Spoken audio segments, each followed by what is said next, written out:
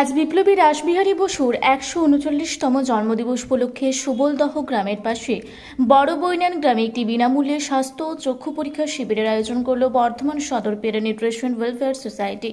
এছাড়াও স্থানীয় গ্রাম পঞ্চায়েতের মাধ্যমিক ও উচ্চ মাধ্যমিকের ২০ জন কৃতী ছাত্রছাত্রীকে সম্বর্ধনা দেওয়া হয়।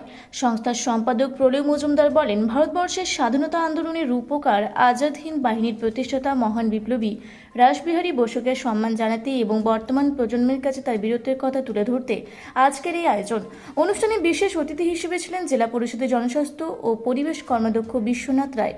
সংস্থার তরফে উপস্থিত ছিলেন দুতি কোনা, নার্গিস লাইক, চৈতালি ঘোষ, ঐন্দ্রিলা সাধুকা প্রমুখরা। আজকে এখানে কি হচ্ছে? এখানে একটু ক্যাম্প। আচ্ছা, কিসের ক্যাম্প হচ্ছে?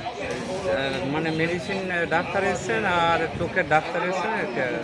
আপনি ডাক্তার দেখালেন? আমি দেখালাম। আপনি কিসের ডাক্তার দেখালেন? আমি দুটোই দেখিয়েছি, আমি মেডিসিনও দেখিয়েছি আর এখানে কোনটার পরিষেবা সব থেকে ভালো দিচ্ছে? দুটোই। ডাক্তারবাবুরা যত্ন করে দেখছেন? হ্যাঁ। চোখেরটাও যত্ন করে হ্যাঁ। দেখছেন?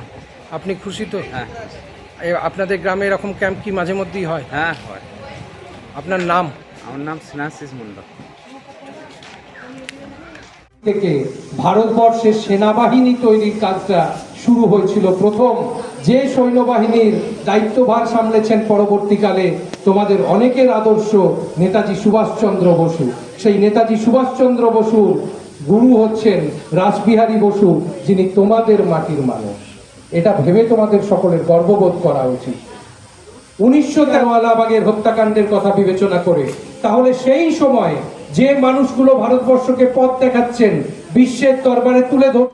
পূর্ব বর্ধমান থেকে দেবাশিস ঘোষের সঙ্গে কোহেলি নস্করের রিপোর্ট, রূপসী বাংলা মিডিয়া।